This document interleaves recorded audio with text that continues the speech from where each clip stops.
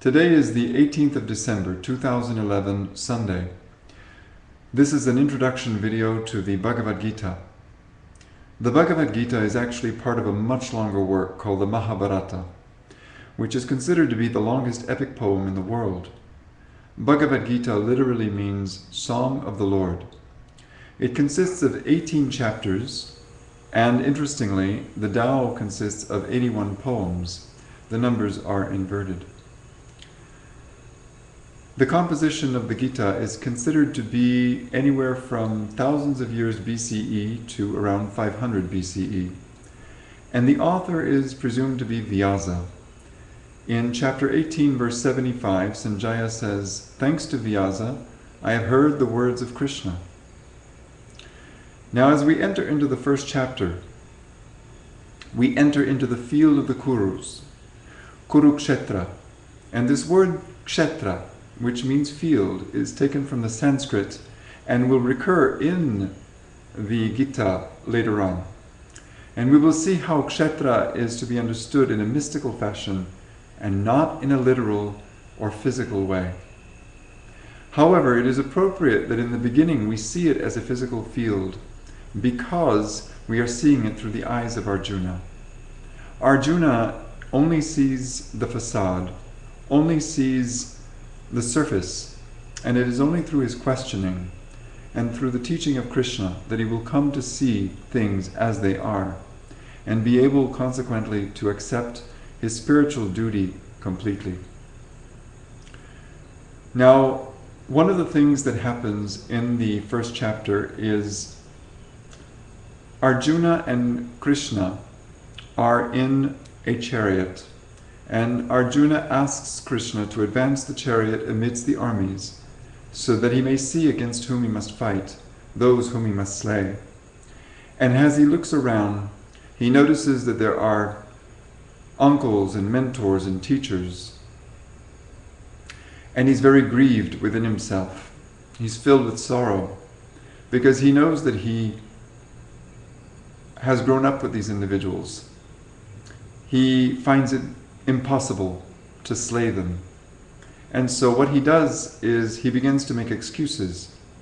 And in this way, Arjuna represents every human being coming to a fork in the road where we can take the familiar road or we can take the road less traveled.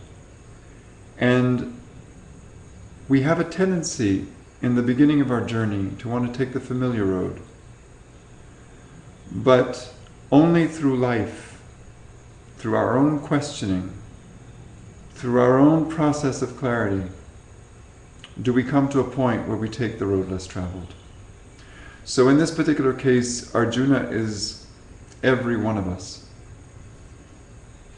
Now, the Bhagavad Gita can also be seen as Arjuna's Gethsemane. And in this first chapter, we see that Arjuna is basically unable to accept the spiritual duty that is before him, just as Jesus would rather not accept the spiritual duty that is before him. And so together they would say in unison, "Let this cup pass." And so in this way we can see the Gita as the Gethsemane of Arjuna. As we go into chapters 2 to 18, we see that Arjuna enters within himself and begins to ask himself questions. He begins to enter into what we would call self-inquiry, into meditation. And it is through this meditation that he begins to receive wisdom from Krishna, teaching from Krishna. And so we can look at the Bhagavad Gita also not only as Arjuna's Gethsemane, but also as Arjuna's meditation. He has the experience of the field, and then he enters within himself. He inquires within himself, and then he comes to wisdom, to instruction, to clarity, to insight.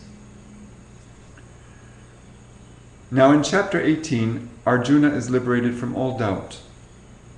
He understands completely what he must do.